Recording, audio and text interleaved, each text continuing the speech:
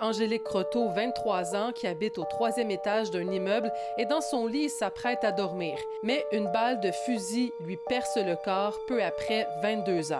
Le coup de feu a été capté sur une caméra de sécurité. Bonjour, bonsoir. Bienvenue sur la chaîne de l'immigration et de l'entrepreneuriat. Une fois de plus, un fait divers. Marcel Potvin, un monsieur âgé de 65 ans, vient d'atteindre une jeune fille de 23 ans à balles réelles. Il se dirait qu'il sort d'une séparation qui aurait mal tourné. Et donc, il a tiré de chez lui.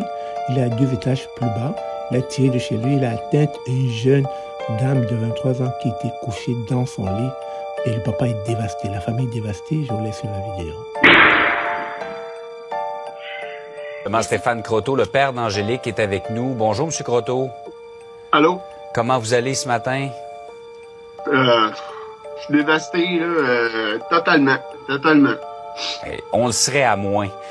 Revenons à vendredi soir, quand tout ça s'est passé. Vous n'êtes pas sur place, c'est l'appartement de votre fille, c'est ça?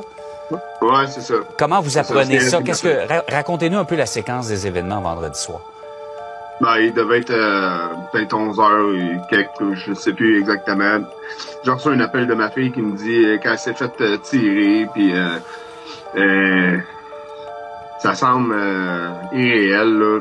Puis là, je perds le contact, puis je suis plus capable de la rejoindre, puis j'ai réussi finalement à rejoindre sa mère qui est avec elle, puis qui est tout aussi dévastée parce qu'ils sont rendus à l'hôpital environ vers cette heure-là, à Sacré-Cœur, à Montréal.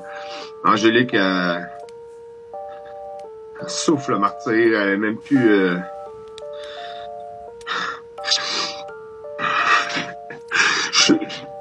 Prenez le temps, M. Croteau, là. C'est normal.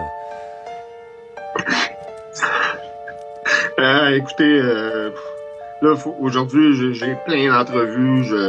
J'ai parti un GoFundMe pour Angélique parce que t'es chez vous dans ton lit, t'es pas supposé de manger une balle dans le... Je m'excuse. Ah non, vous n'avez pas à vous excuser, M. Croteau. Il n'y a pas de problème. On le comprend, là. C'est l'endroit, son domicile et en plus son lit dans sa chambre à coucher. C'est pas un endroit où on devrait se sentir menacé.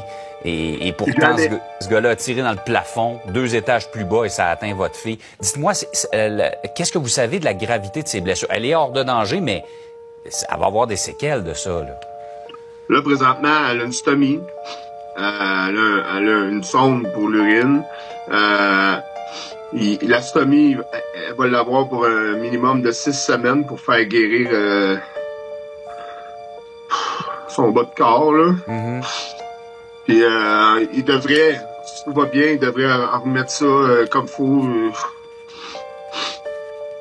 Puis là, ben pour l'instant, ben c'est ça. Quand elle est pas médicamentée, elle finit par... j'ai l'impression qu'elle est en train de vivre un choc post-traumatique ou quelque chose comme ça. Vraiment, là... Puis elle-même, là, quand elle revient à elle, là, elle est en douleur. Ça pique partout. Elle est pas bien. Oui, c'est ça. Elle est toujours sous l'influence des médicaments, donc vous n'avez pas vraiment été en mesure de lui parler, là. Un peu, mais tu sais, c'est juste des petites brides. Je veux pas retourner là, puis allez-vous-en pas, laissez-moi pas tout seul. Puis là, je vais retourner là-bas aujourd'hui encore, là. Mm-hmm. Oh, oui. Ouais.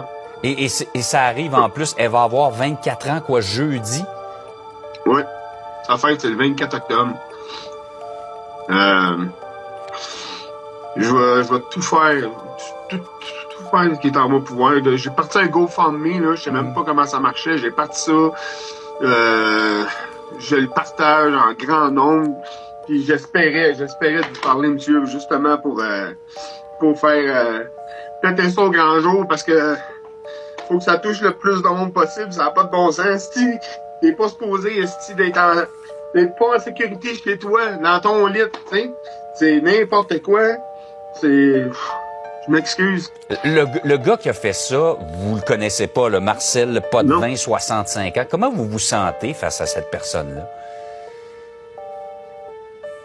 J'éprouve une haine sans nom, monsieur, OK? Je vous le dis, là. Il a hypothéqué l'avenir de ma fille, esti, supposément parce que sa blonde le crissait là. Excusez-moi, là. Supposément parce que sa blonde le laissait. Vous voyez? Ce serait l'objet de sa cuite, là, le fait qu'il aurait consommé... C'est ce que j'ai entendu dire des voisins là-bas, là. OK. Moi, en tout cas, j'en reviens pas encore. C'est complètement irréel, tout ce qu'on vit depuis vendredi soir. Et M. Croteau, quand on parle d'omniprésence des armes à feu, on en parle beaucoup des armes présentement, il y en a trop en circulation. Votre fille est encore une victime innocente de cette circulation des armes. Effectivement. Effectivement. Je peux même pas croire, moi, que... Écoutez, aux États-Unis, ça arrive à tous les jours, ça doit arriver à tous les heures, tous les minutes, mais ici, je comprends pas, là, je la comprends pas, ça l'a pas en tout, pas en tout. Qu'est-ce qu'il foutait avec ça? Ça a l'air qu'il n'y avait même pas de permis de port d'armes. C'est n'importe quoi. C'est de l'irresponsabilité totale. C'est... Et revenons à l'essentiel, votre fille, vous savez pas pour l'instant les séquelles qu'elle va avoir. Vous savez que probablement elle va en avoir, mais on n'est pas rendu assez loin. C'est sûr, hein? C'est sûr qu'elle va en avoir, mais on va se battre avec elle. On va se battre avec elle. C'est pour ça que je vous le dis, là, j'ai parti le GoFundMe pour Angélique Croteau qui a été atteinte d'un coup de 12.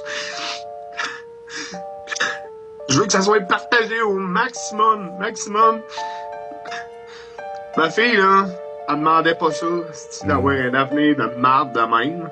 J'espère que ça va se dérouler mieux que dans ma tête. Vous voyez ce que je veux dire? Ouais. On envisage toujours les pires scénarios. Elle est vivante, on sait que ses blessures sont sérieuses, mais on souhaite, M. Croteau, de tout cœur, on est avec vous, on souhaite que ce soit le moins grave possible, qu'elle en garde le moins de séquelles possible. Vous allez la voir aujourd'hui. Embrassez-la pour nous. Faites attention à vous et à vos proches, M. Croteau, et merci beaucoup d'avoir pris le temps dans ce moment très, très difficile pour nous parler. Lâchez pas. Merci à vous. Au revoir. Bonne journée. Au revoir. Que c'est triste. Hein? Oui, je savais que j'ai parlé de M. Croteau rapidement au téléphone hier, mais on sera à moins. Imaginez, votre enfant vous appelle, il est 11 heures le soir, je viens d'être atteint par un coup de feu, j'y pense, j'ai des frissons. Ensuite, vous perdez le contact, vous savez pas où elle est rendue, vous savez pas ce qui s'est passé, vous craignez, il a craint de perdre sa fille, là. Et même là encore. C'est vraiment, c'est encore tout frais, c'est bouleversant.